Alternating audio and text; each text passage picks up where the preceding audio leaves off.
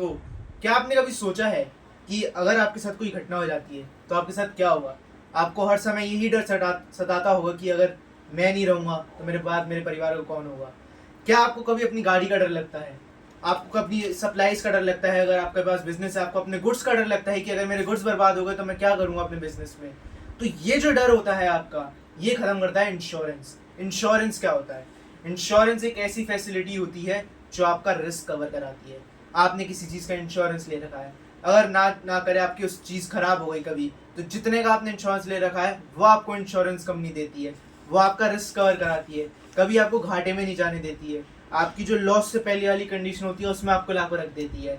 तो ये होता है इंश्योरेंस। इंश्योरेंस में आपको क्या करना होता है? इंश्योरेंस में आपको टाइम टू टाइम पैसा भरना होता है। वो मंथली बेसिस पे भी भर सकते हो आप, ईयरली बेसिस पे भी भर सकते हो। उसको क्या बोलते हैं? उसको प्रिंसिपल अमाउंट बोलते हैं। प्रीमियम बोलते हैं। प्रीमियम बोलते हैं। प्रीमियम अमाउंट आपको भरनी पड़ती है। प्रीमियम अमाउंट से आप कैसे, आपने जैसे महीने के 2000 करे, 2-2000 करके आप महीने के अपनी गाड़ी का इंश्योरेंस कराया। महीने का होता है या साल का होता है? साल का होता है। आपने इंश्योरेंस करा दिया अपनी गाड़ी का, और इंश्योरेंस कराते ही फिर आपकी गाड़ी कभी खराब हो गई या कभी उसमें खराब हो गई, बंद हो गई या टूट गई, तो जितने की आपका लॉस होगा और अगर उतने का आपका इंश्योरेंस हो रखा होगा तो उतना पैसा आपको रिकवर हो जाएगा। मतलब आप लॉस की कंडीशन में नहीं रहोगे, आप लॉस से जस्ट। एक बात बताओ, अगर मान लो कुछ नहीं हुआ तो हमें मिलेंगे उसके फायदा मिलेगा? भैया कुछ नहीं हुआ तो एज सच आपको रिन्यू कराना पड़ता है आपका इंश्योरेंस। इंश्योरेंस में ऐसा होता है कि अगर आपको कुछ नहीं भी हुआ तो भी आपको उसकी मैच्योरिटी पे पैसा मिलेगा। अगर आप नॉर्मल जनरल इंश्योरेंस कराते हो, फायर, मैराइन और हेल्थ इंश्योरेंस, तो उसमें जब तक आपको कुछ नहीं होता तब तक आपको उसका कुछ पैसा नहीं मिलेगा, आपको रिन्यू ही कराना पड़ेगा उसे। मतलब पैसे गए हमारे बेकार? वो गए नहीं बेकार, वो आपके एक इन्वेस्टमेंट की तरह हो जाएंगे। आपको वो आगे मतलब इंश्योरेंस प्रीमियम में ऐड होते रहेंगे। नहीं, वो इंश्योरेंस पेपर में ऐड नहीं तो होता है, वो खत्म हो जाता है। वो आपको रिन्यू ही कराना पड़ेगा। हाँ, वो गया वो पैसा, मतलब जो हमने दिया। सिवाय किसके? सिवाय लाइफ इंश्योरेंस के। अब हमें यार प्रिंसिपल ऑफ इंश्योरेंस तो मुझे समझा दो। Utmost good faith with practical example. तो अटमोस्ट गुड फेथ क्या है? अब जैसे मेरा दोस्त है साहिल, अब वो इंश्योरेंस कराने गया, अब उसे लग रहा था कि उसकी किडनी में प्रॉब्लम है। अब वो ऐसे बोलना ही चाहिए लेकिन है, अब वो उसने बताया नहीं क्योंकि उसे लगा कि उसका जो प्रीमियम है वो बढ़ जाएगा। क्योंकि अगर आपको कोई प्रॉब्लम होती है तो उसका जो प्रीमियम होता है वो इंश्योरेंस कंपनी आपको बढ़ा के बताती है। वो बढ़ा के इसलिए बताती है क्योंकि अगर आप कभी भी कुछ भी होता है आपको तो उसका पैसा तो ज़्यादा ही आएगा, तो वो प्रीमियम भी आपको बढ़ा के बताते हैं। तो उसने ये बात उससे छुपा ली, और फिर आगे जाके अगर उसे ये बात पता चली कि साहिल को अगर इस प्रॉब्लम थी और उसने बताया नहीं हमें, तो जो भी आपका इंश्योरेंस प्रीमियम होगा वो आपको बिल्कुल नहीं मिलेगा, आपके सारे पैसे डूब जाएंगे। यही केस जो उसका इंश्योरेंस करा रहा है उसको भी बतानी ज़रूरी है। अगर वो आपका जो इंश्योरेंस करा रहा है उसने साहिल को नहीं बताया कि आपको कितने का प्रीमियम देना है, यहाँ पे आपको उसके इतने टाइम के बाद पैसे मिलेंगे, इतने पैसे मिलेंगे, तो उसकी भी गलती है।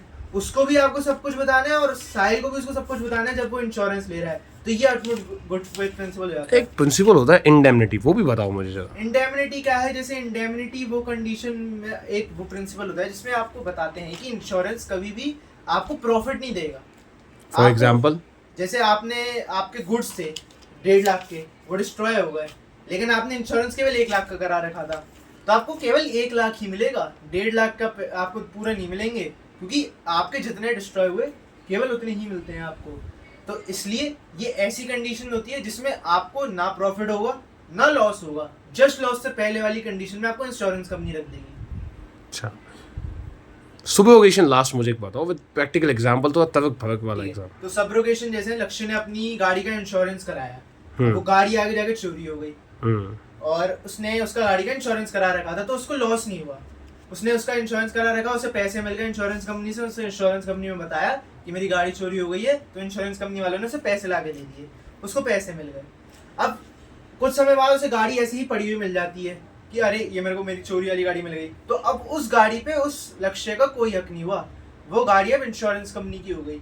वो इंश्योरेंस कंपनी की इसलिए हो गई क्योंकि इंडेमनिटी प्रिंसिपल जैसे मैंने अभी बताया, वो आपको प्रॉफिट कभी नहीं लेने देंगे कि आपको गाड़ी का भी पैसा गाड़ी भी मिल जाए और गाड़ी का पैसा भी मिल जाए। तो ये ऐसा नहीं होगा।